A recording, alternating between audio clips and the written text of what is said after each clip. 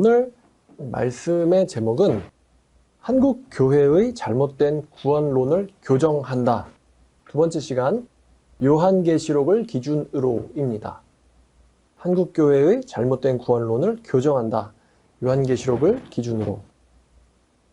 자, 지난번 첫 번째 설교는 로마서를 기준으로였어요. 그래서 로마서를 우리가 공부하면서 이신칭의 믿음으로 의하여 의롭게 여김을 받다. 근데 여기서 얘기하는 이 믿음이 어떤 믿음인지, 아브라함의 믿음, 바울의 믿음, 또 루터의 믿음, 칼빈의 믿음, 그리고 또 우리 기독교인들의 믿음, 이게 일치돼야 된단 말이에요. 우리가 지난번에 제가 설교했던 것은 이제 사이비들처럼 단어를 가지고 장난을 하면 안 되거든요. 우리가 루터가 말한 믿음, 또 바울이 말한 믿음, 아브라함이 갖고 있었던 믿음으로 구원받는다는 거지, 믿기만 하고 아무것도 하지 않는 이런 엉터리 가짜 믿음이 진짜 믿음이 아니고, 그런 거는 교회사 내에서도 가르쳐진 적이 없다라는 거를 지난번에 말씀드렸어요. 그런데 오늘은 요한계시록을 기준으로입니다. 역시 오늘 설교에서도 요한계시록 외에 있는 구절은 인용하지 않을 겁니다. 자, 그리고 또 오늘은 굉장히 오래전 이야기를 할 겁니다. 오래전 이야기. 언제냐면은 2007년도쯤의 이야기예요. 2007년도쯤의 이야기. 자, 시작하겠습니다. 제가 예전에 구원을 받고 나서 성경이 깨달아졌을 때 호기심에 젖어서 생각하던 게 있었습니다. 그게 뭐냐면, 성경이 깨달아지고 있다고 했잖아요. 그러니까 여러분들에게 성경이 깨달아지는 능력이 생긴다면 여러분들이 어떤 실험 혹은 시험을 해보시겠습니까? 저는 무엇이었냐면 바로 요한계시록이 해석될 것인가 였어요. 요한계시록이 해석될 것인가. 요한계시록은 성경의 마지막 책이기도 하고, 또 우리가 많이 들은 것들이 있습니다. 교회에서 들은 이야기들. 요한계시록은 어렵다. 또 잘못 풀면 지옥 간다. 또 이런 선입견들이 있어가지고 요한계시록에 있어서는 좀 우리가 꺼려했죠. 그죠? 그래서 저도 성경을 깨닫게 됐을 때 마태복음부터 유다서까지는 굉장히 많이 읽었는데 요한계시록은 안 건드렸어요. 아마 두려움 때문이라기보다는, 원래 제일 맛있는 부분은 나중에 먹고 싶은 거잖아요. 그러니까 나중에 즐거움을 위해서 남겨놓은 부분이 바로 이 요한계시록이었습니다. 자, 그래서 예전에는 요한계시록이 굉장히 겁났었는데, 근데 막상 그 당시에 읽어보니까요, 요한계시록이 정말 아무것도 아니에요. 재밌어요. 여러분, 로마서 재밌지 않습니까? 로마서 되게 딱딱한 성경처럼 느껴지지만 지지난주에 로마서 설교할 때 딱딱하지 않았어요. 재밌었단 말이에요. 아브라함 이야기 아는 이야기고. 근데 요한계시록도 마찬가지예요. 굉장히 재밌고, 특히 요한계시록은요, 역사서를 읽는 것처럼 어떤 스토리가 있습니다. 요한계시록 내부에 어떤 스토리가 전개되고 있어요. 등장인물들도 나오고요. 예를 들어 용과 여자, 짐승, 이런 등장인물들이 나오고, 또 재림하시는 예수님도 나오고, 또 스토리가 진행됩니다. 그래서 요한계시록은 역사서를 읽는 느낌도 있어요. 굉장히 재밌구나 이게. 자, 제가 그 요한계시록을 읽던 2007년도에 그때의 깨달음으로 여러분들을 같이 모시고 가려고 합니다. 오늘 제목과 같이 요한계시록을 구원론을 중심으로 읽을 것이고요. 요한계시록의 상징들이 뭘 의미하는지는 다루지 않을 겁니다. 사실 그것들은 별로 중요하지 않아요. 또 계시록 외의 성구들도 다르지 않을 거고, 오직 요한계시록만 가지고 요한계시록의 구원론은 어떤지를 우리가 나눠볼 것입니다. 제가 2007년도에 요한계시록을 관심을 갖고 읽기 시작했을 때, 저는 그때 총신대학교 1학년에 재학 중이었습니다. 그때 요한계시록에서 무슨 천년왕국설들의 여러 이론들이 있잖아요. 전천년설, 무천년설, 후천년설, 역사적 전천년설, 세대주의 전천년설, 이런 전천년설의 종류들이 있고, 또 요한계시록을 해석하는 방식들, 과거주의, 역사주의, 미래주의, 상징주의, 이런 것들이 뭐가 있는지 전혀 모르고 그냥 요한계시록을 선입견이나 사전적인 그런 지식 없이 접근하던 때였어요. 근데 요한계시록을 읽다가 한 가지 발견한 것이 있습니다. 발견한 것이 있어요. 자, 요한계시록은 여행이란 말이죠. 여러분들도 요한계시록의 이야기를 오늘 들으시면서 혹은 요한계시록을 혼자 따로 읽으시면서 여러분들도 그러시겠지만 상상력을 동원해서 우리가 성경을 읽어야 됩니다. 상상력을 동원해야 돼요. 상상해야 되거든요. 용, 광야, 여자, 또 뭐 바다 위에서 올라온, 땅에서 올라온 이런 것들이요. 상상력을 동원해야 돼요. 머릿속에 그려야 되죠. 자, 근데 요한계시록을 읽다가 이 구원론과 관련해서 이제 걸리기 시작하는 말씀들은 2장에서부터 등장하기 시작합니다. 다시 말하면 이 2장에 어떤 단어가 이제 걸리냐면 바로 유명한 말이죠. 이기는 자입니다. 이기는 자, 이기는 자, 이기는 자. 근데 이 이기는 자가 뭐 신천지가 말하는 것처럼 이만희 씨는 전혀 아니고요. 여기서 이기는 자는 아무리 생각을 해도 이거는 천국 가는 사람을 말하는 것 같은데, 천국 가는 사람을 말하는 것 같은데, 이 이기는 자에 대한 조건들이 쉽지 않아 보인다 이거예요. 자, 이기는 자, 요한계시록 7교회가 나오죠? 그래서 각각의 지명의 첫 글자만 따서 에서버두 사빌라 이렇게 알고 있습니다.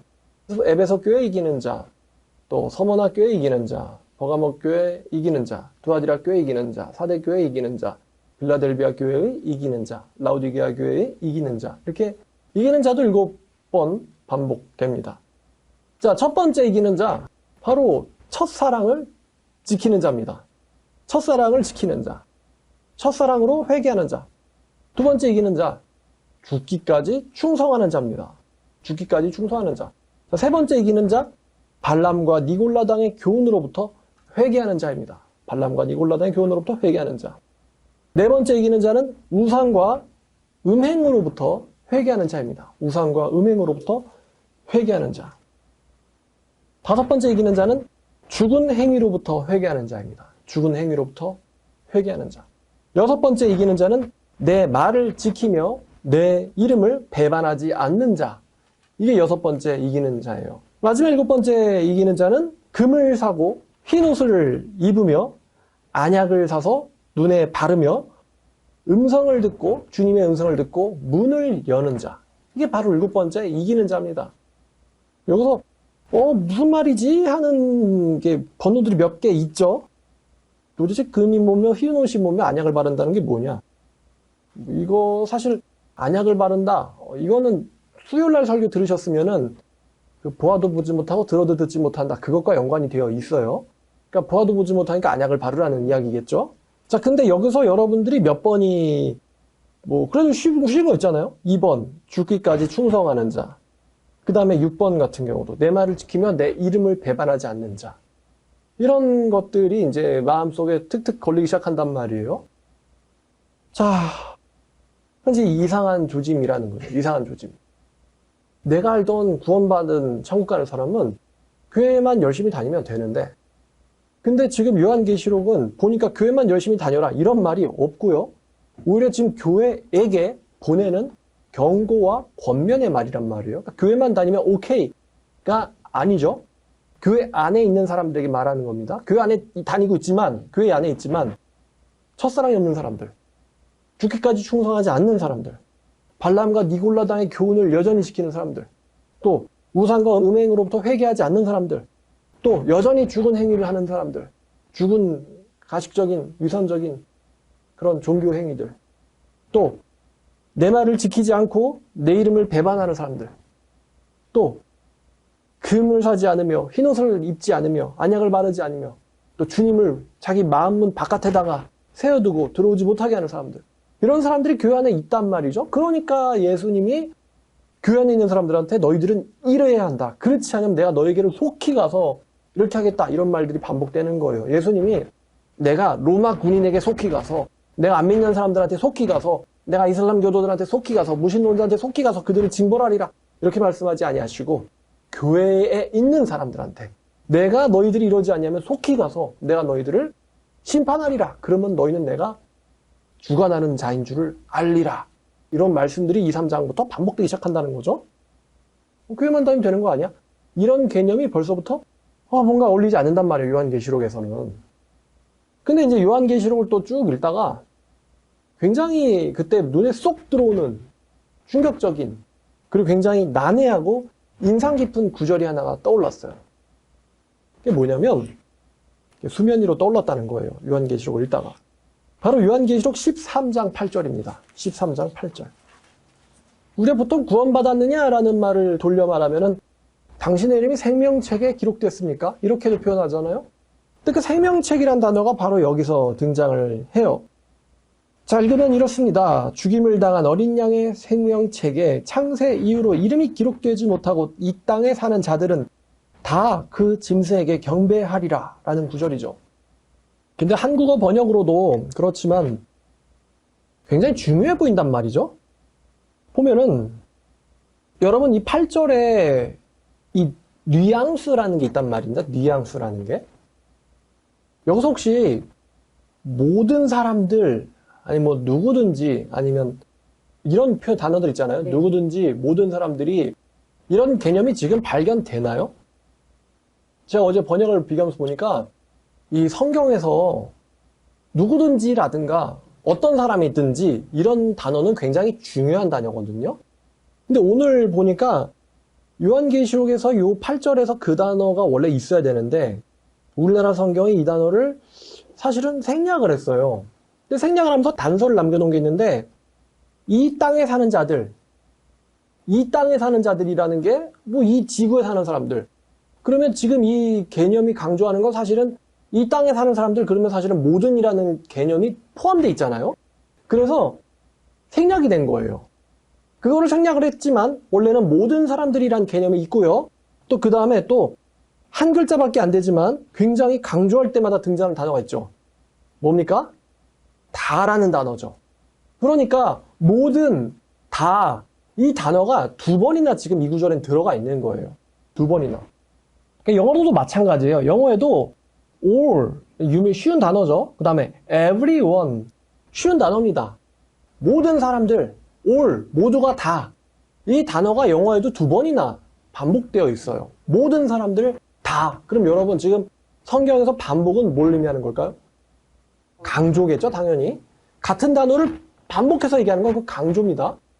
자, 그래서 숫자라는 개념이 강조된다는 거예요. 모든 사람들이 다, 모조리, 뭐 한 놈도 빠짐없이 이런 개념들이 강조되는 것입니다.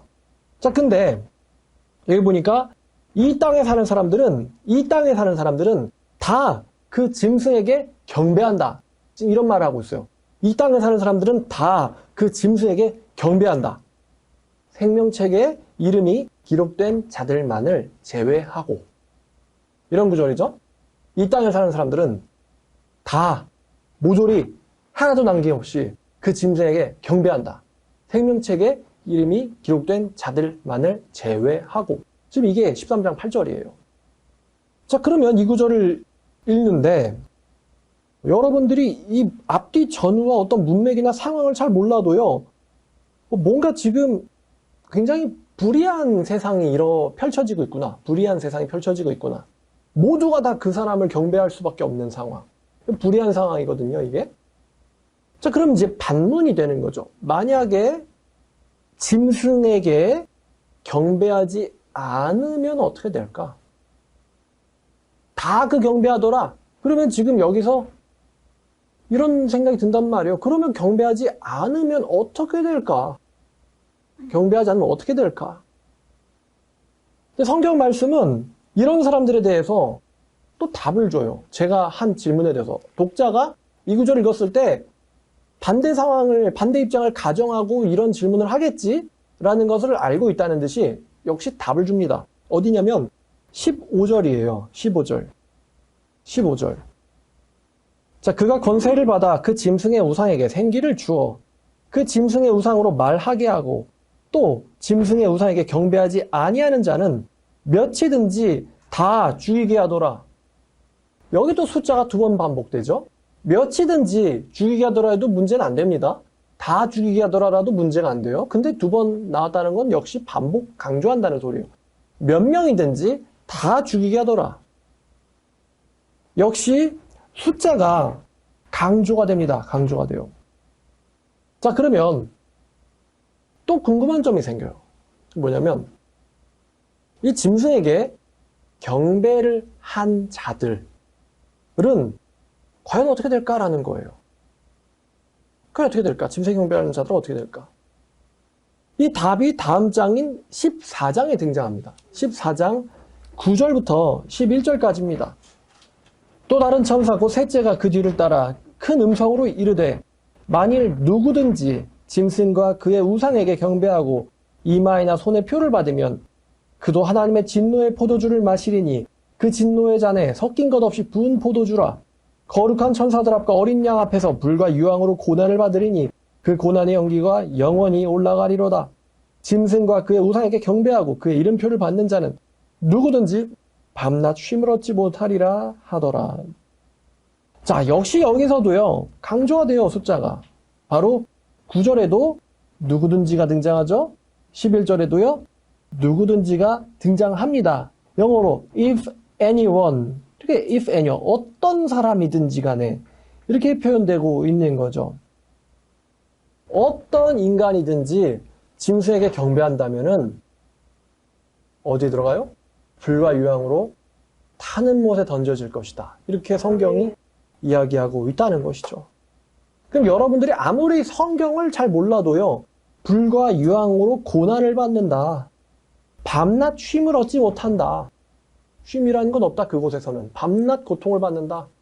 영원히, 여러분, 영원히 밤낮 쉼을 얻지 못하고 불과 유황으로 고난을, 이 개념이 떠올리는 장소가 어디예요?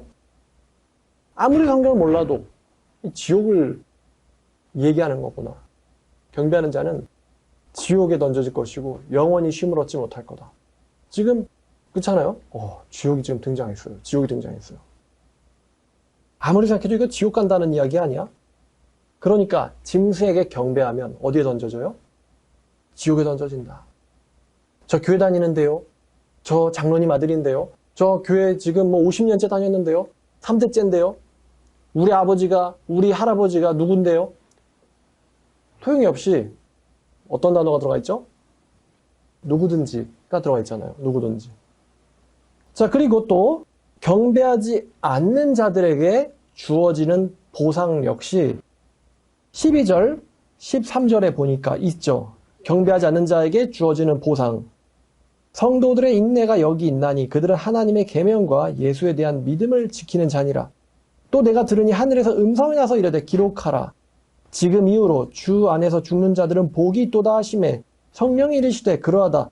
그들은 수고를 그치고 쉬리니 이는 그들의 행한 일이 따름이라 하시더라. 그럼 여기서 보상이 뭐예요? 쉼을 얻는다. 복이 있다라는 단어들이죠. 쉼을 얻는다, 복이 있다. 그럼 앞에 있는 반대 개념은 밤낮 쉼을 얻지 못한다. 불과 유황으로 고난받으리니. 그러니까 여기서는 이제 경배하지 않는 자에게 주어지는 보상, 쉼을 얻는다. 영원히 쉼을 얻는다.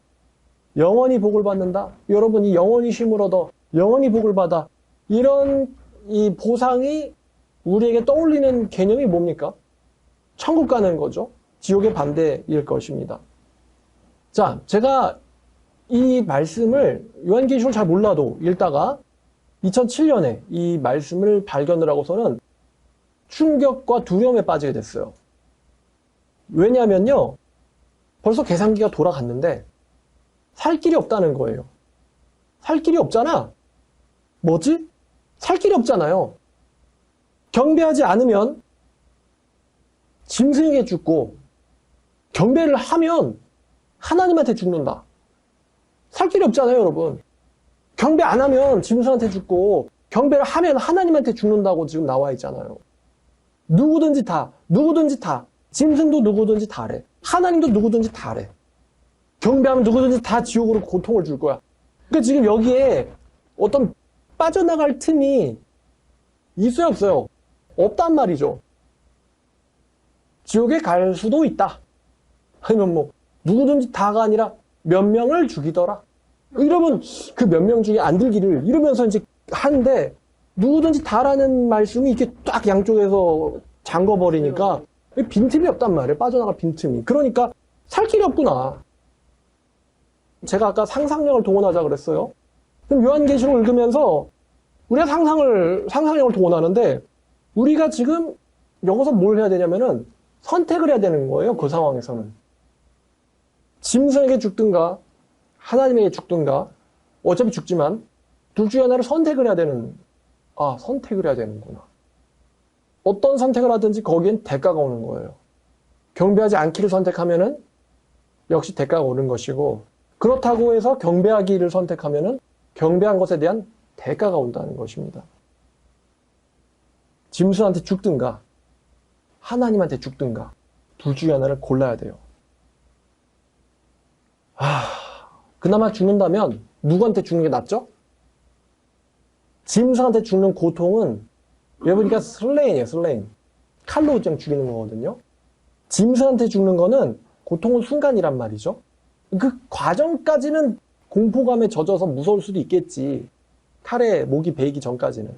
하지만 그거는 영원토록, 세세토록은 아니에요. 죽으면 그냥 끝나는 거지. 하지만 하나님한테 죽는 죽음은 육체적 고통 딱 받고는 숨이 끊어져서 심장 멈추면 끝. 이게 아니란 말이죠. 하나님은 영원히 고난받을 거다.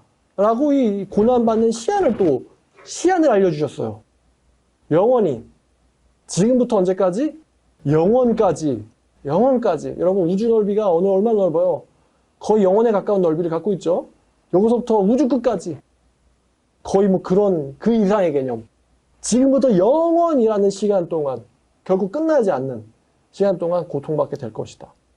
그러면 여러분, 당연한 소리 아닙니까?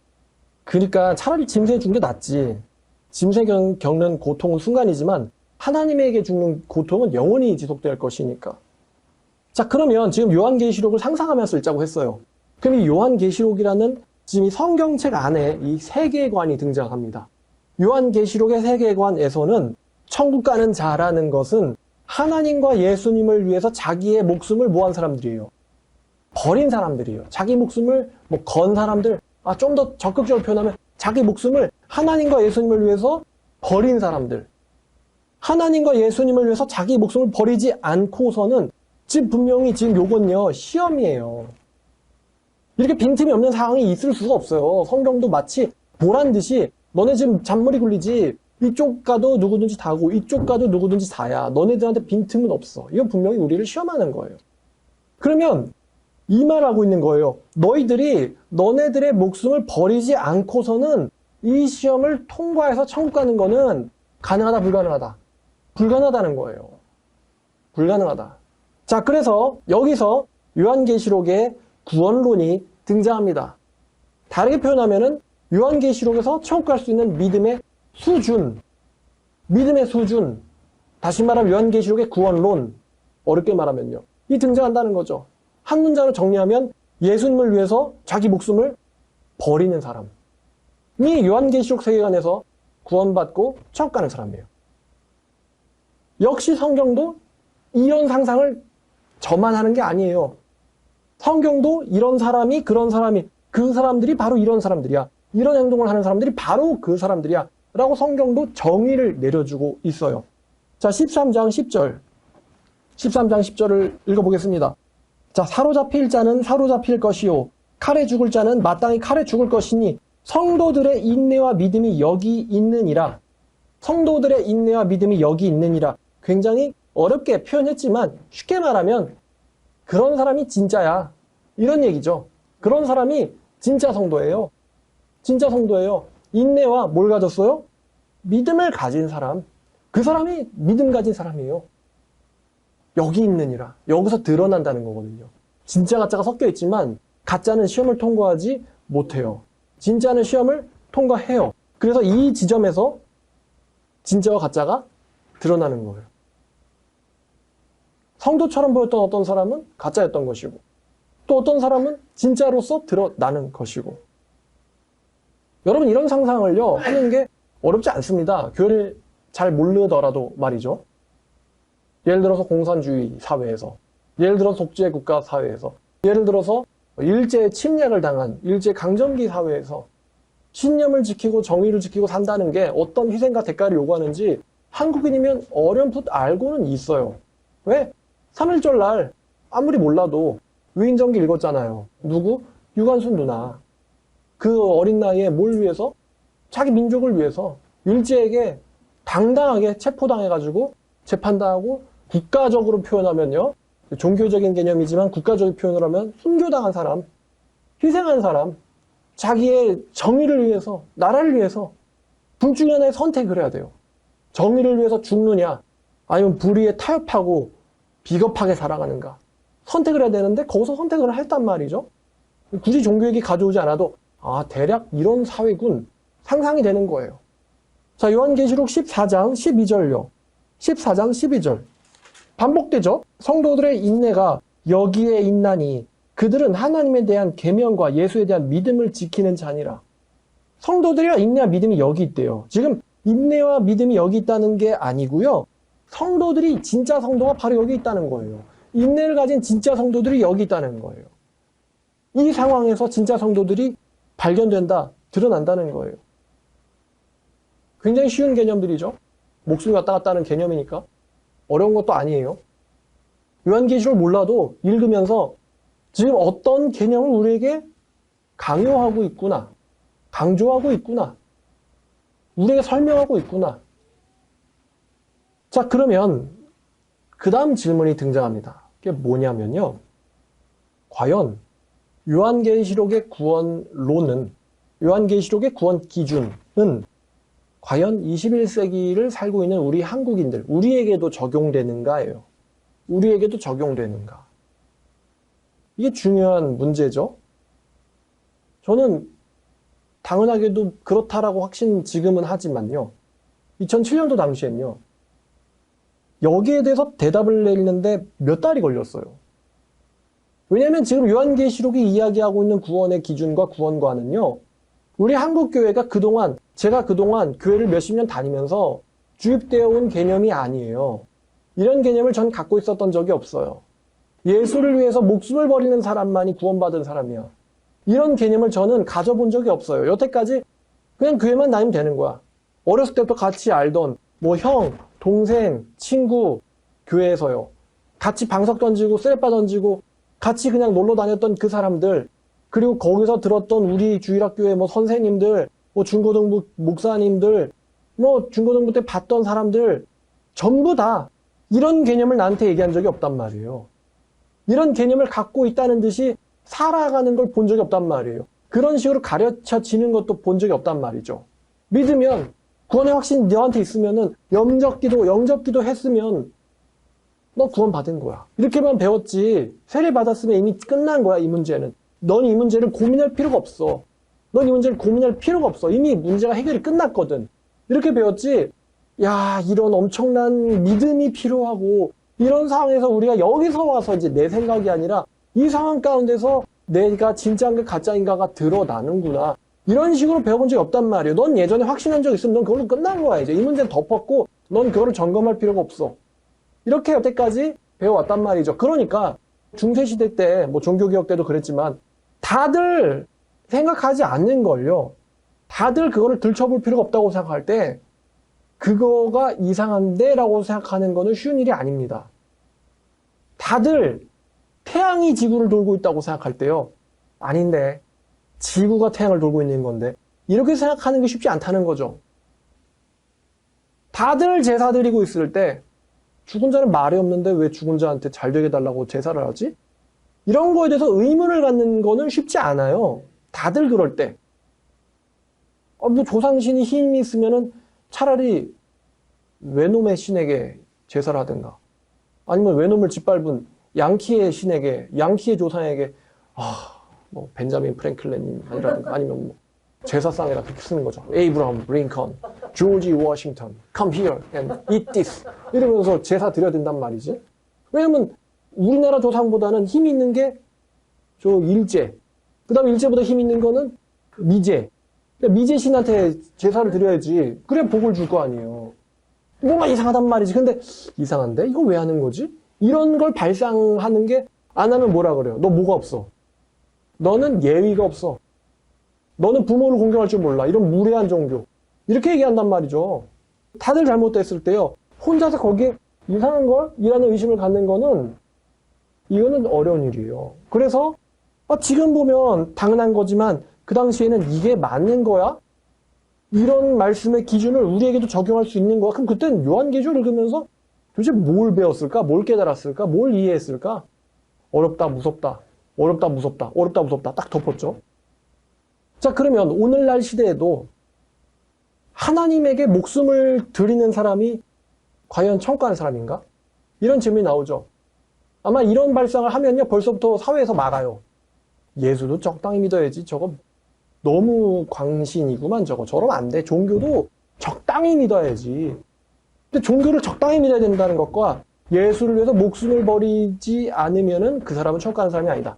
이 개념이 역시 같이 갈 수가 없어요. 적당히와 누구든지 다는 같이 있을 수 있는 개념이 아니거든요. 모든 천국 가는 사람이 순교자는 아닙니다. 사도들도 있지만 다윗이나 사무엘 같은 사람도 있어요. 그러면 이 믿음의 질이라고 할게요. 믿음의 질, 믿음의 퀄리티. 이 믿음의 질이 과연 시대마다 달라도 되는 걸까요? 사도 시대에, 엘리야 시대에, 우리에게 가깝게는 일제 시대에, 현대 시대에 이 믿음의 질이 달라도 되는 걸까? 천국 갈 때? 근데 여러분들 아는 게 뭐예요? 우리 하나님은 찬송에도 나오지만 공평하신 하나님, 동일하신 하나님. 그러니까 아무리 생각해도 공평하신 하나님이 시대마다 다른 기준을 구원으로 요구할 것 같진 않았단 말이죠. 사도시대에는 예수를 믿으면 목이 잘리니까 그때에는 목숨을 걸어야지만 천국에 보내주시고, 오늘날은 평화로우니까 막 살아도 되는 거고, 사도시대는 자기 목을 걸어야 되고. 저는 이런 관점을 받아들일 수가 없었어요. 분명 하나님은 똑같은 수준의, 똑같은 퀄리티의 믿음을 성도들에게 요구하신다. 다윗이 적당히 믿어야지. 이렇게 생각했으면 블레셋의 골리앗 앞에 섰을까요? 다니엘이 적당히 믿어야지. 그 정도로 미치면 안 돼. 그러면 그 사람이 사자굴에 들어갔겠습니까? 괜히 그 예루살렘 향해서 기도하다가 들켜가지고, 그죠? 나라의 총리씩이나 되시는 분이 난리. 다니엘 세 친구는 적당히 믿어야지. 그랬으면은 풀무불에 용광로에 들어갔겠어요? 안 들어갔지. 에스더는, 선지자 엘리야는요, 적당히 믿어야지. 왜 하나님 말씀 증거한다고 왕이랑 싸워요? 여왕이랑 싸워. 도망다니잖아요. 도망다녀. 요셉은, 또 로마서 설교했던 아브라함은 적당히 믿어야지. 무슨 재산 정리하고 친인척 다 정리하고 고향 정리하고 약속의 땅으로 가라고 적당히 믿어야지. 미친 거 아니에요? 근데 구약성경 쭉 보면요, 지금 요한계시록의 구원의 기준과 그 구약시대에서 하나님에게 약속을 받아서 그 약속을 믿고 따라 나섰던 사람들, 이 가지고 있던 믿음의 이 질이 다른 것 같아요? 비슷한 것 같아요? 똑같다. 비슷하다. 하나님의 약속을 위해서 자기의 뭘 걸어요? 목숨 건다 이거죠. 목숨 건다. 그러니까 이제 자기의 외아들도 하나님이 달라고 하니까 주지요. 목숨 걸었으니까. 우리가 성경 해석할 때요, 해석하기 필요한데 무슨 해석하기 필요하냐면은 정직의 해석하기 필요해요. 정직의 해석학. 이 정직의 해석학이란 성경 해석할 때 내 욕심이나 내 욕망이나 내 이기심에 따라서 해석하는 것이 아니고, 이 성경을 말씀하신 분의 의도에 따라서, 그분의 관심에 따라서 해석하는 거.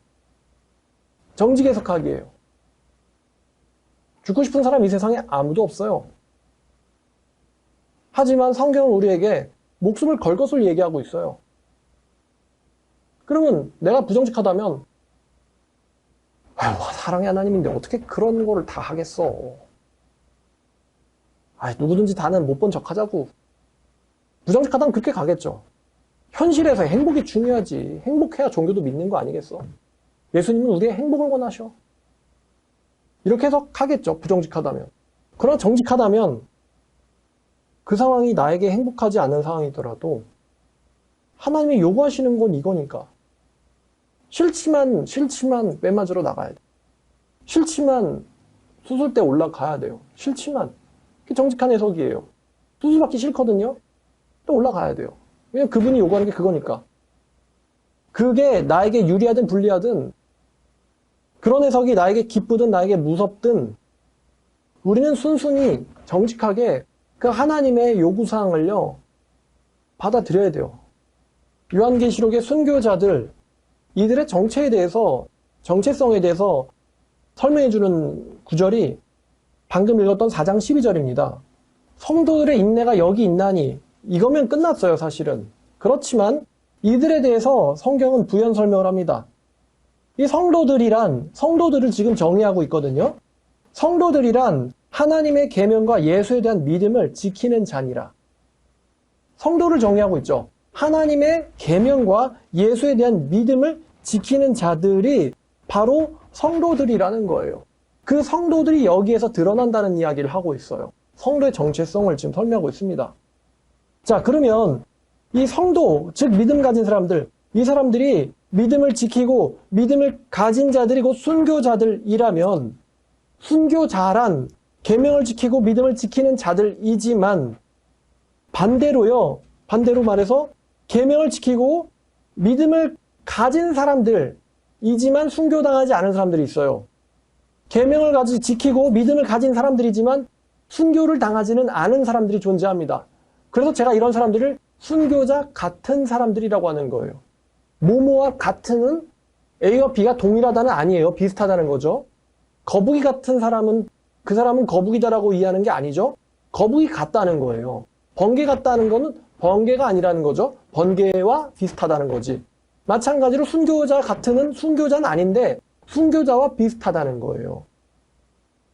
순교자는 아닌데 순교자 같이 사는 사람들. 그럼 순교자 같이 사는 사람들이 뭘까요? 만약에 1세기를 살았던 사도 바울이 21세기에 한국을 산다면 바울이 뭐라고 말하고 가르칠까요? 바울이 어떻게 살까요? 바울이 1세기 때는 주님을 위해서 죽어야 한다. 살아도 주를 위해 살고 죽어도 주를 위해 죽나. 주님을 위해 죽어야 한다고 가르치던 바울이 21세기에 오면은 대충 살고 전도 안 하고 그냥 교회만 적당히 다니면 된다라고 가르칠까요? 여러분들 생각은 어떠십니까? 자, 근데 계시록에서 주님을 위해서 자기 목숨을 뭐 하는 사람이 천국 가는 사람이에요? 자기 목숨을 버리는 사람이 천국 가는 사람이에요. 근데 목숨을 영어로 하면 뭡니까? 라이프를 다시 바꾸면 enjoy your life. 목숨을 즐기세요. 이렇게 해석 안 하죠? 인생을 즐기세요. 그러니까 이 목숨을 다시 말하면 인생입니다. 인생. 자, 그러면 주님을 위해서 인생을 버리는 사람, 주님을 위해서 인생을 버린 사람이 척구하는 사람이다. 이게 이 시대의 순교자와 같은 사람들을 정의할 때 나올 수 있는 연관되어지는 개념입니다. 주님을 위해서 인생을 버리는 사람들. 그러니까 평화로울 때 주님을 위해서 인생을 버릴 줄 아는 사람이 박해 시대 때 주님을 위해서 뭐도 버려요? 목숨도 버린다는 거죠. 주님을 위해서 인생을 버리는 사람들. 자, 이렇게 생각하면 굉장히 단순해집니다. 주님을 위해서 뭘 버려요? 목숨을 버려. 인생을 버려요. 목숨보다 친구가 중요합니까? 목숨보다 돈이 중요해요? 목숨보다 가족이 중요합니까? 목숨보다 중요한 게 뭐죠? 아무것도 없죠. 재산, 명예 뭐가 있다 하더라도요. 아무것도 없어요. 예를 들어 여러분이 지금 돌아가다가 차 사고가 나가지고 즉사했어요. 현장에서. 그러면 그 즉사한 사람에게 뭐가 더 중요합니까? 죽으면 끝이에요. 죽으면 그냥 컴퓨터 끄듯이 몸은 썩고 태우고 분해되면요. 가루 남고 그냥 끝입니다. 가루 뿌리면은. 현실이나 가상세계나 똑같아요. 그냥 전원 꺼지면 꺼지는 거듯이 사고 나서 죽으면 그냥 그걸로 끝입니다. 뭐가 더 중요하죠? 목숨보다? 중요한 게 없어요. 그러면 주님을 위해서 인생을 버리는 사람들, 이 사람들이 성경을 읽고 성경을 연구하고 하나님의 뜻을 깨닫고 하나님의 말씀을 전하는 전도를 하는 거, 이런 게 뒷전이고 다른 세상 사람들처럼 쾌락 쫓으면서 살까요? 이건 바보라도 삼척동자라도 알겠죠? 남들처럼 똑같이 세상 사람들처럼 돈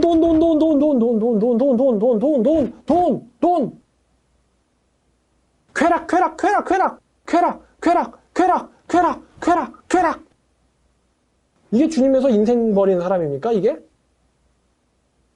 여러분 길거리 전도하러 저 나가니까 사람들 보세요. 쟤네들의 관심사가 뭐지?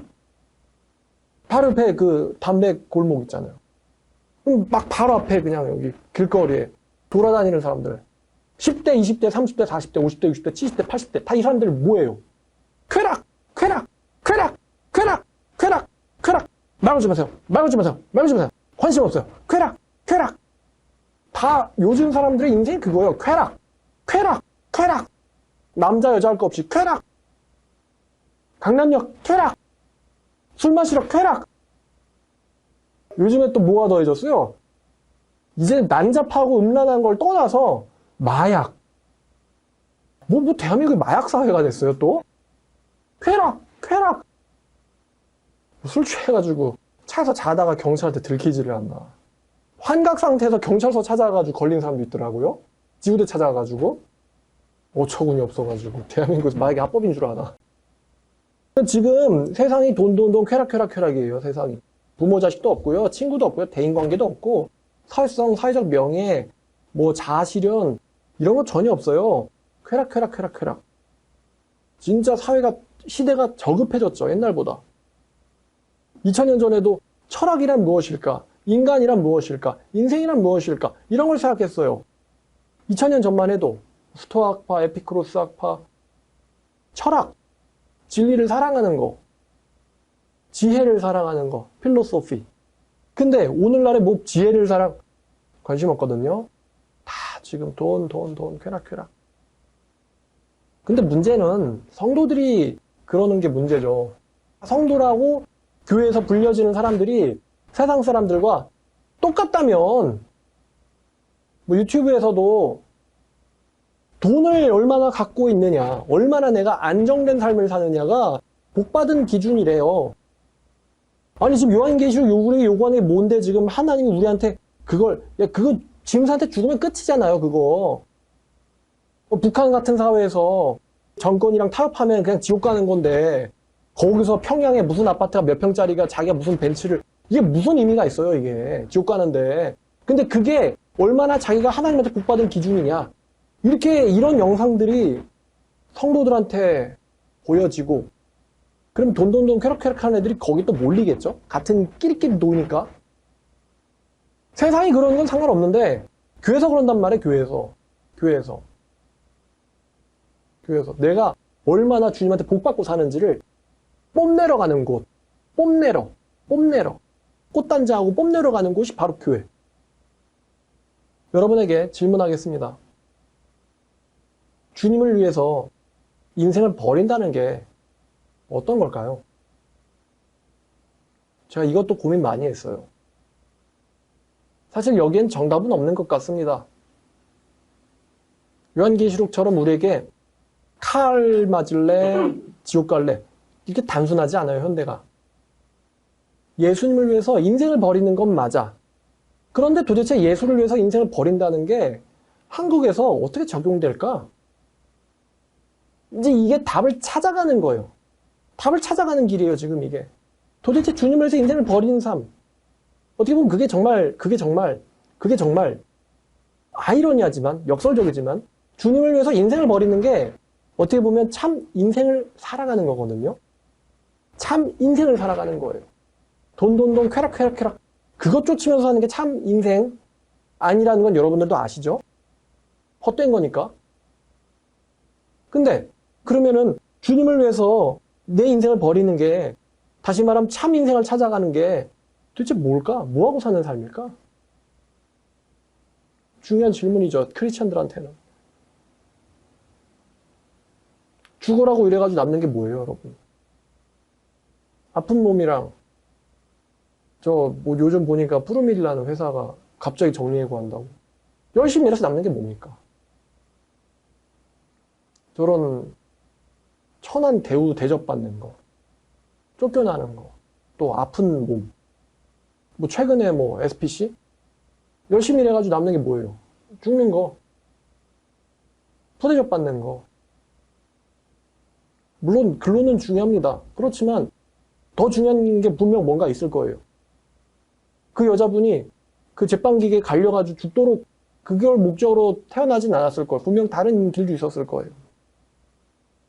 막 지금 막 사업 종료하는 그 대기업들이 그런데 다니다 갑자기 하루아침에 그냥 이메일로 해고 통보 그걸 받으라고 태어난 게 분명 아닐 거예요. 분명 어떤 뭐가 있을 거예요.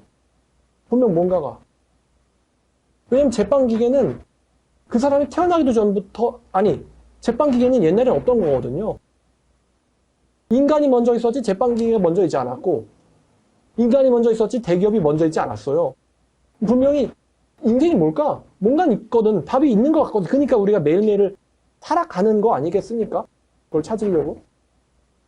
크리스찬으로서 요한계시록의 구원의 기준을 가지고 예수님을 위해서 인생을 버리면서 살아간다는 게 도대체 뭐 경기도에서, 성남시에서, 서울시에서 20대 학생으로서, 30대 사람으로서, 40대 사람으로서, 50대, 60대로서 어떻게 사는 걸까? 성경은 여기서 한국인은 21세기에 이렇게 살아야 돼. 이렇게 답을 내려주지 않아요. 다만 하나님은 우리에게 이성을 주셨어요. 이성을. 성경의 기록은 종료됐지만 하나님은 우리에게 이성을 주셨어요. 그거를 가지고 생각해보면서 살아가라고.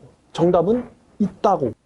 정답은 있다는 거죠. 없는 게 아니에요. 있어요. 그걸 찾으라고. 저는 제가 할 수 있는 최선을 다하는 거예요. 어떻게든 복음 전하는 거. 어떻게든 복음 전하도록 여러분들을 만드는 거. 어떻게든 여러분들이 이 세상 사람들과 똑같이 살지 않고 뭔가 독특하고 고상하고 다른 기준을 가지고 살아가게 하는 것. 지상엔 없지만 하늘에 있는 것들을 쫓으며 살아가는 것. 어떻게든 여러분들이 그렇게 만들려고 하는 게 제가 할 수 있는, 대한민국에서 할 수 있는 주님을 위해서 인생을 버리는 길이에요. 죽여달라고 북한으로 월북을 할 수도 없고. 그럼 일단 감옥부터 가겠지. 저기 이제 탈레반들 점령 지역을 가가지고 죽어야 될 것 같거든요. 그럼 일단 잡힌단 말이지. 왜냐면 여행 금지 국가거든. 나라에서 법으로. 그러니까 여기에 맞는 순교자 같은 삶이 있을 거란 말이죠. 순교자 같은 삶. 순교자 같은 삶, 다시 말하면 주님을 위해서 인생 버린 사람들. 자, 여러분들이 이제 이건 설교는 고민해야 돼요, 여러분들. 이 설교 끝나고 돌아가면서 도대체 예수님을 위해서 인생을 버린다면 가정이에요. 버릴 거야! 그러면 또 분명히 그 말에 여러분들이 속을 테니까. 버린다면 어떻게 살까? 난 이제 또 어떤 길을 향해 걸어가야 될까? 여러분들이 이제부터 고민해야 되는 과제예요. 자, 어쨌든 그 정답의 인생이 있다고 했죠. 그럼 그 정답이 여러분들마다 각각 다양한 형태의 비슷하지만 다양한 형태의 답이 있을 거예요. 비슷하지만 다양한 형태의 답이. 주님에서 인생 거는 거. 적어도 돈돈돈 쾌락쾌락쾌락은 아닐 거라고 했어요. 지상 거에 목매어가지고 서로 막 치고받고 싸우는 건 아닐 거라고. 자, 그러면 그 정답을 갖고 있는 사람, 다양한 형태의 그 정답을 갖고 있는 사람이 한국교회에 얼마 있을까? 이게 또 제가 했던 질문이에요. 제가 총신대학교 1학년 때 이걸 깨달았다고 했어요. 그러면서 이 상황을 가정하고 싶어서 도대체 짐승에 의해서 죽는 게 무슨 상황이지? 가정을 하고 싶어서 존 폭스의 순교사라는 책이 있어요. 존 폭스의 순교사라는 책이 있는데 1세기 때부터 중세까지 진리를 위해서 죽임당한 사람들이 어떻게 죽었는지에 대해서 어떻게 죽었는지 그 죽음의 방식을 자세하게 묘사한 책이에요. 그 사람의 최후를 자세하게 묘사한 책. 디모데의 최후가 묘사되어 있고 요한 사도의 최후가 묘사되어 있고 순교자들의 최후가 묘사된 특히 이제 저한테 인상 깊고 중요하게 생각됐던 건 요한계시록이 1세기 때 기록된 책이니까 1세기 당시에 로마에 있는 크리스찬들이 어떤 식으로 죽어갔는지에 대해서도 묘사되어 있어요.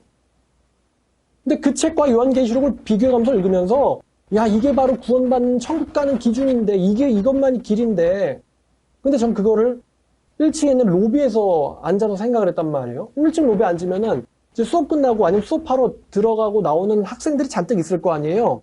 대학교 로비니까. 그럼 도대체 이런 충격적인 진리 혹은 진실 때문에 이 진실을 알고 있고 이 충격적인 것들에 대해서 고민하고 깨달아가는 학생이 있어요, 없어요? 뭐 있을 수도 있겠지만 없지.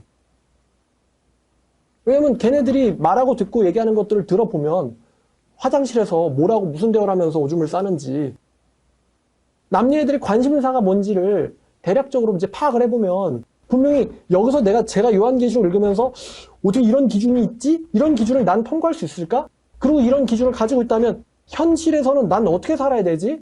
지금 난 이제 끝나면 사당동 지나가지고 방배동 지나가지고 양재동 지나서 난 이제 분당구 들어갈 건데 난 이제부터 이 기준 가지고 어떻게 오늘 하루 하교하고 나서 내가 사는 동네에 가서 내가 사는 지역에 도시에 가서 난 오늘 하루를 어떻게 살아야지 그들은 예수를 위해서 인생을 버리고 자기의 믿음과 인내를 증명한 자들이다. 이 삶을 살아갈 수 있을까? 이런 고민을 하는 애들이 학생 중에 하는데 일부러 안 하는 건지 이런 얘기는 그냥 혼자서 자기 전에나 해야지 공유할 만한 건 일단 신학교인데 공유할 수도 있는 거 아닌가?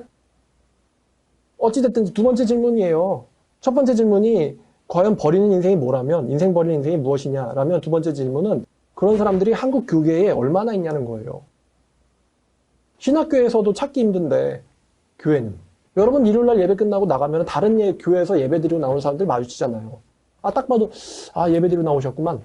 그럼 그 사람들이 또 횡단보도에 서 있으면 그 사람들이 서로 대화하는 게 들릴 거 아니에요. 그럼 그 사람들이 예배 끝나고 났을 때 관심사가 뭐예요? 예수를 위해서 목숨을 이런 식으로 버려볼까? 이런 얘기를 지금 합니까? 그 사람들이? 어디에 뭐 먹으러 갈까? 내일 출근인데, 누구 만나러 가야 돼? 약속 있어. 강남 갈 거야. 가서 뭘 할 거야? 뭘 할 거야? 뭘 할 거야? 주님을 위해서 인생 버리는 거랑은 전혀 상관없는 이야기들. 대충 들려오잖아요. 횡단보도에서 걔네들 얘기하는 걸 들어보면. 그러니까 그런 사람들이 한국교회 내에 얼마나 있냐는 거예요. 오늘 제목이 요한계시록을 기준으로, 요한계시록의 구원론을 기준으로 한국교회 잘못된 구원론을 교정한다예요. 한국교회 지금 현재 널리 퍼져 있는 구원론. 예수를 위해서 인생을 버리는 사람만이 하나님의 성도고 인내와 믿음을 가진 사람들이다. 가 아니고 믿기만 한다고 본인이 착각하면은 아무것도 안 하고 전도도 안 하고 세상 쾌락과 돈 쫓느라고 세상 사람들과 어울리느라고 세상 사람들과 다를 바 없이 똑같이 물들어서 살아가는 게 그런 삶이 천국 갈 수 있는 삶일까요? 요한계시록 기준으로 말이죠. 여러분 요한계시록 자세하게 정 목사가 되게 어려운 이야기 한다고 정 목사만의 생각이다라고 생각하지 마시고 성경을 책상에 앉아가지고요. 진지하게 한번 정말 진지하게 무겁게 폼 잡고 무게 잡고 읽어보세요. 그래서 뭐라도 하나 물방울 하나라도 좀 떨어질 거 아니에요. 엑기스가. 심각하게 며칠 동안 읽어봤더니 뭘 깨달았다. 그럼 그 깨달음이 현실에서 내 인생에서 어떻게든 뭔가 적용하려고 해봐야 될 거 아니에요. 정 목사만의 생각인가? 정말 예수님이 하나님이 요구하시는 건가? 요한계시록 시대에만 요구하는 이상한 사건, 이상한 기준. 아니면은 하나님께서 모든 성도에게 요구하시는 여기서 누구든지 다가 이 글을 재수없게 본 사람만. 다들 그럴까봐 계시록 안 보는 거 아니에요? 재수없게 그런 거 머릿속에 들어올까봐. 누구든지 다 이게 지금 재수없게 요한계시록 읽다가 이 기준 더럽네. 이걸 깨달은 사람만 누구든지 해당하는 건 아닐 거란 말이죠. 알든 모르든 모든 사람들에게. 그죠? 과연 현대 한국교회 한국인들이 요한계시록을 읽고 여기에서 느낀 충격과 혹은 두려움과 혹은 감동을 자기에게 적용할까요? 요한계시록 읽으면서 무서웠던 이야기, 요한계시록 읽으면서 감동받았던 이야기, 요한계시록 읽으면서 도전받고 결단했던 이야기, 이게 있기는 한지, 그걸 자기한테 적용하는지, 666이 베리칩이고 백신이고 그런 수준의 이야기하는 건 줄 아나 이게 지금. 그죠? 자기한테 자기 얘기하는 거라고요. 인생에서 너희들은 세상에서 어떻게 살 거야. 아마 대부분의 한국 교인들이 아닐 겁니다. 90%든 99.9%든 뭐 99.99%든 아닐 거예요. 한 명도 없다고 말하진 않지만, 말할 순 없지만, 한 명도 찾기 힘들어요. 한 명도 없다고 말할 순 없지만, 한 명도 찾기 힘들다. 유튜브에 드러난 목사님들, 설교 들어보세요. 뭐 보신 분들도 있겠지만, 예수에서 목숨 걸지 않으면 아니 된다. 절대 안 된다. 예수님을 위해서만 목숨 걸어야 된다. 라고 강조하는 사람이 있어요? 있어요? 없어요? 지금 서초구에서 최근에 뜨는 어떤 모교회 목사, 또 저기 뭐 서빙고동에는 어떤 교회, 강남교회는 어떤 교회, 유명한 교회들 있잖아요. 성경 잘 푼다는 뭐 어디야 또 뭐 고시촌에 있는 무슨 교회, 그 교회 목사님들, 예수를 위해서 목숨 거는 사람이, 인생 버리는 사람이 인내와 믿음이 증명되는 성도들이다.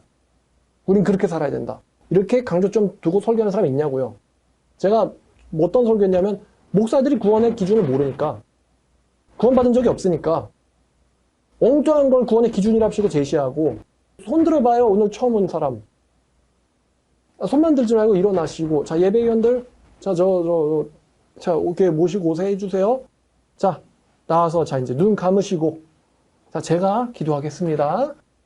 하나님 아버지 감사합니다. 이 사람들이 오늘 하나님께 나왔습니다. 이 사람들을 뭐 받아주시고, 저쩌고. 자, 이제 하나님 나라의 자녀가 되었습니다. 할렐루야. 그러고 나서 이제 횡단보도 나가서, 아웃백을 갈까? 아니면 뭐 피자헛을 갈까? 이것들이 정말 예수님을 위해서 인생 걸었다고 버린 사람이라고 생각해요? 그런 불량품들한테 KS 마크 찍어주고는 뭐 하는 거야? 합격이라는 걸 왜 자기가 찍어요? 하나님도 아닌데. 합격됐는지 안 됐는지 지금 이거 보고 저라고 해서 나는 1세기 때 살면 100% 순교해. 제가 이렇게 말할 것 같나요? 제가 잘 예로 드는 사람이 베드로 아니에요, 베드로. 제가 누굽니까? 당신을 위해서 죽음이든 감옥을든 갈 수 근데 어떻게 됐어요, 베드로가? 다 예수를 버리고 도망하니라. 또 다가 나왔네. 그럼 거기서 나는 아닐까? 나도 그럴 수 있겠죠. 그러니까 이제 고민하고 걱정하는 거지. 근심해서. 과연 나는 어떤 사람일까?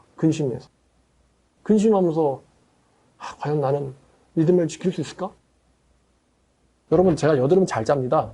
여드름 진짜 잘 자요. 정말 잘 잡니다. 이것도 역시 20대 때 깨달은 방법이에요. 바늘로 모공에다가요, 바늘을 딱 집어넣어가지고, 그러면은 여드름이 있는 부분은요, 안에 고름이 차 있어가지고, 통증도 없어요. 모공에다 정확하게 찌르면 이미 모공이 길이잖아요, 길. 그 길이를 그냥 뚫어주기만 하면은 통증도 없단 말이에요. 생살 찌르는 게 아니라 모공 찌르는 거지. 그러면은 별 힘도 안 들이고 안에 있는 알갱이가 그냥 쑥 빠집니다. 이 여드름인데, 이 옆구리나 등에 난 여드름은요, 진짜 아픕니다, 짤 때. 비명소리가 날 정도로 아파요. 얼굴은 좀 만만한데, 이마 만만해요. 근데 옆구리나 등에 난 거는 진짜 왜 이렇게 아픈지, 여드름 짜다가 막 진짜 이빨 부러질 정도로 아파요. 모르시는 분도 있겠지만 아는 분도 있을 겁니다. 옆구리 등 진짜 답도 없지 거기는. 근데 예수님이 우리를 위해서 등에 뭘 맞으셨어요? 전갈채찍 맞으셨죠? 진짜 좁쌀만한 상처 내는 것도 진짜 비명이 나오는데. 그럼 내가 과연 그 바울이 걸어갔던 인생을, 바울이 걸어갔던 죽음의 방식을 똑같이 죽을 수 있을까? 야, 여드름만 짜도 비명이 나오는데 예수를 위해서 슬레인을 당해요. 목이 베어진다고. 야, 존 폭스 순교사 읽으면 진짜 두 눈 뜨고 보기 힘들 정도의 방식으로 죽음이라는 길 걸어가는 사람들이 있어요. 거기 기록됐다는 건 결국 자기가 죽음으로써 믿음을 증명했기 때문에 거기에 들어갔겠죠. 쇠사슬로 거꾸로 매달아가지고 불로 지지고 생으로 눈알 뽑고 이런 이야기들이 거기 들어있단 말이에요. 그러면서 예수를 부인해라. 그러니까 남편의 비명소리를 듣다 못한 아내가 여보 제발 부인해요. 그랬더니 그 남편이 아내를 꾸짖으면서 어떻게 당신은 내 아내로서 나에게 주님을 부인하라고 말할 수 있어요. 그러자 아내가 잘못했다며 그 부부가 장렬하게 죽었다. 이런 이야기들이 반복돼서 나와요. 1세기 때 사람들 신앙 지키다 죽은 이야기 들어보면. 주기철 목사 이야기는 유명하니까 일제가 신사참배 창씨개명 거부하는 그 목사님한테 왜 거부했겠어요? 그 목사님이 뭐 한민족이라서 또 있겠지만 성경이랑 충돌하거든요. 황제를 섬기라고? 천황을 섬기라고? 이 지금 요한계시록 그거 아니야? 지금 나한테 너 지금 짐승한테 경배하라고 강요하는 거야? 그러니까 주기철 목사님이 어떻게 했어요? 일제가 준비한 건 뭐예요? 불로 달구어진 거꾸로 되어 있는 모판이잖아요. 그 위에 걸어가라고. 하지만 어떻게 하면 오늘 하루를, 이번 주를 이런 것을 고민하는 사람처럼 살까? 이거에 대해서 끊임없이 답을 내려고 이번 주에도, 다음 주도, 아마 그 다음 주도, 내년에도 어떻게 하면은 그 정답에 자기를 맞춰서 살까를 고민하고 다들 그렇게 살게 하려고. 그게 왜냐면 그렇게 살게 하는 게 복이거든. 다른 게 복이 아니고. 성경이 직접 증거하잖아요. 성령이 이르시되 그러하다. 그들은 복이 있는 사람들이라고 그러잖아요. 여기서도 아이러니하죠. 죽었는데 복이 있대요. 왜냐면 영생의 기간 동안 복이 그 사람들과 함께 할 것이기 때문에. 자, 요한계시록은 성도를 다음과 같이 정의합니다. 계시록 12장 11절이에요.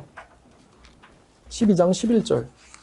자, 우리 형제들이 어린 양의 피와 자기들이 증언하는 말씀으로써 그를 이겼으니 우리 형제들은 죽기까지 자기들의 생명을 아끼지 아니하였도다.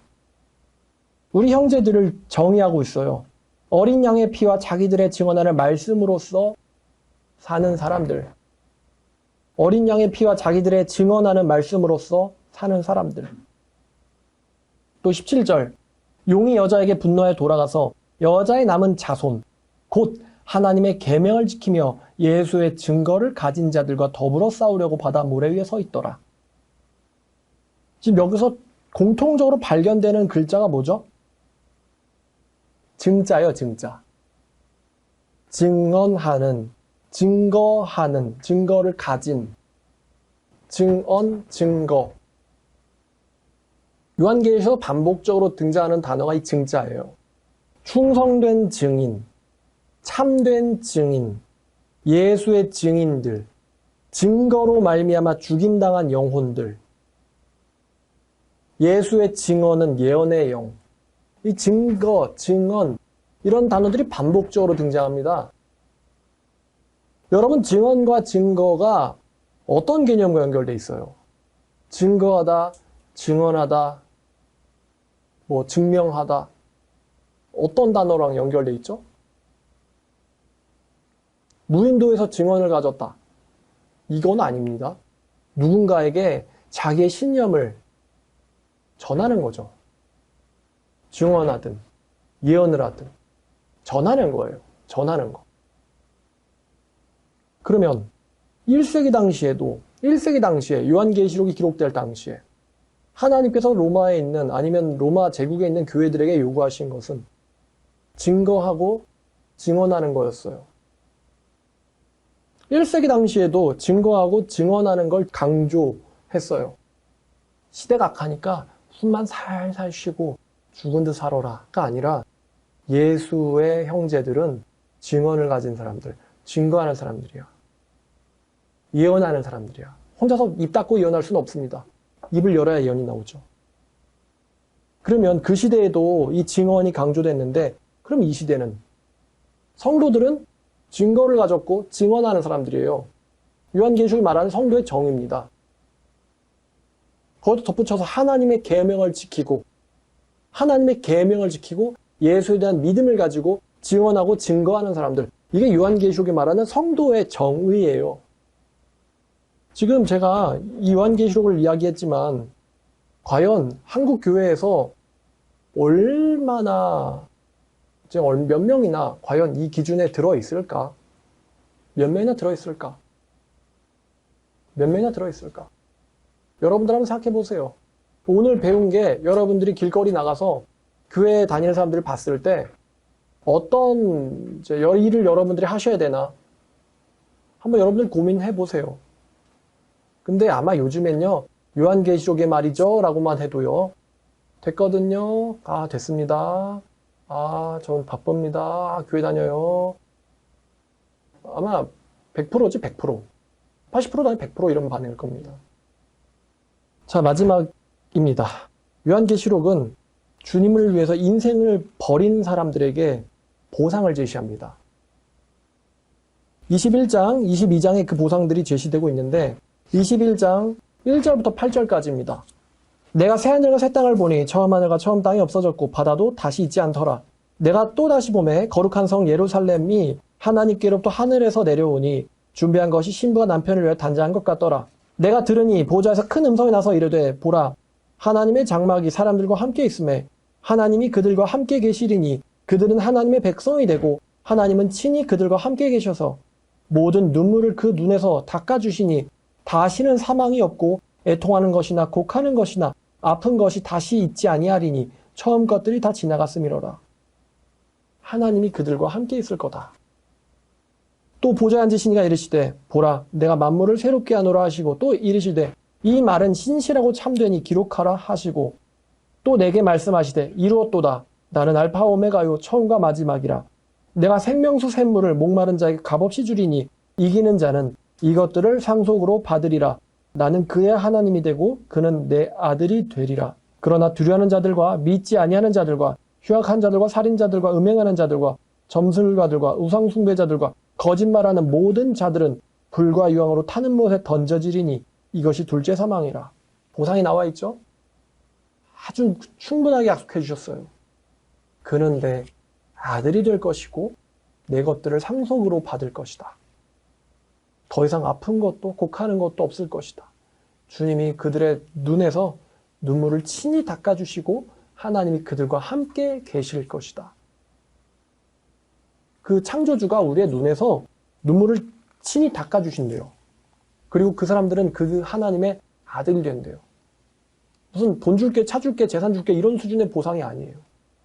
하나님이 그들과 함께 계시고 그 사람들을 아들 삼으실 것이다. 더 이상 아픈 것은 있지 않을 것이고 하나님의 새로운 창조된 만물이 그들을 위하여 있을 것이다. 내가 모든 것을 새롭게 하노라. 이기는 자는 이것들을 상속받을 것이다. 또 22장 1절부터 7절까지도 역시 반복되죠. 또 그가 수정같이 맑은 생명수의 강을 내게 보이니 하나님과 및 어린 양의 보좌로부터 나와서 길 가운데로 흐르더라. 강 좌우에 생명나무가 있어 12가지 열매를 맺되 달마다 그 열매를 맺고 그 나무 잎사귀들은 만국을 치료하기 위하여 있더라. 다시는 저주가 없으며 하나님과 그 어린 양의 보좌가 그 가운데 있으리니 그의 종들이 그를 섬기며 그의 얼굴을 볼 터이요 그의 이름도 그들의 이마에 쓰리라. 다시는 밤이 없겠고 등불과 햇빛이 쓸데없으니 이는 주 하나님이 그들에게 비추심이라. 그들이 세세토록 왕노릇하리로다. 그 아들들은 영원히 왕노릇할 것이다. 또 그가 내게 이르기를 이 말은 신실하고 참된지라. 주 곧 선지자의 영의 하나님이 그의 종들에게 반드시 속히 되어질 일을 보이시려고 그의 천사를 보내셨도다. 또 14절부터 17절까지요. 자기 두루마기를 빠는 자들, 여기서 두루마기란 겉옷을 말합니다. 자기 옷을 빠는 자들은 복이 있나니 이는 그들이 생명나무에 나아가며 문들을 통하여 성에 들어갈 권세를 받으려 함이로다. 그러나 개들과 점술가들과 음행하는 자들과 살인자들과 우상숭배자와 및 거짓말을 좋아하며 지어내는 자마다 다 성 밖에 있으리라. 나 예수는 교회들을 위하여 내 사자를 보내어 이것을 너희에게 증언하게 하였노라. 증언하게 하였다. 나는 다윗의 뿌리요 자손이니 곧 광명한 새벽별이라 하시더라. 성령과 신부가 말하기를 오라 하시는도다. 듣는 자도 오라 할 것이요 목마른 자도 올 것이요 또 원하는 자는 값없이 생명수를 받으라 하시더라. 보상들이 나와 있는데 생명나무, 영생, 쉼, 낙원 이런 개념들이 이 이기는 사람들에게 보장되어 있다. 이 말은 신실하고 참되다라고 주님이 약속했어요. 지키고 죽은 자들에겐 이 세상에 없는 보상을 줄 것이다. 영원히 왕노릇하게 될 것이다. 주님을 위해서 자기 인생을 버리면 참 인생을 찾게 되고 천국에서는 영생이 기다리고 있다. 요한계시록이 우리에게 이야기하고 있는 결론입니다. 자, 요한계시록 기준으로 한국교회 구원론을 교정한다. 어떤 구원이, 어떤 믿음이, 어떤 믿음의 수준이 구원받은 사람과 천국 가는 사람 같은 사람이지만요, 구원받고 천국 가는 사람의 믿음인지를 우리에게 깨닫게 하고 있죠. 믿음으로 구원받는다. 그 믿음이 어떤 믿음인지 우리에게 알려지고 있죠. 여러분들이 성경과 일치되는 믿음을 갖기를 주님의 이름으로 축원합니다. 기도하겠습니다. 하나님 아버지, 오늘 요한계시록을 기준으로 믿음을 우리가 보았습니다. 정말 성경이 말하고 있는 믿음을 가지고 또 주님을 위해서 사는 우리 되게 하여 주시옵소서. 하나님을 위하여 살 때 참 인생을 찾으며 우상숭배와 중독에서 벗어나며 진짜 나를 찾고 진짜 인생을 얻게 되고 또 즐겁고 기쁨과 생명과 참 쾌락이 하나님을 위해 사는 사람들에게 옴을 가르쳐 주시옵소서. 정말 돈과 쾌락밖에 쫓지 못하는 현대인들을 불쌍하게 여기는 마음을 우리에게 주시고 이들에게 길을 제시할 수 있는 우리 말씀사랑교회 성도들 되게 하여 주시옵소서. 주님을 위해 살길 원합니다. 주님을 위해 살 수 있도록 우리를 이끌어 주시옵소서. 예수님의 이름으로 기도드렸습니다.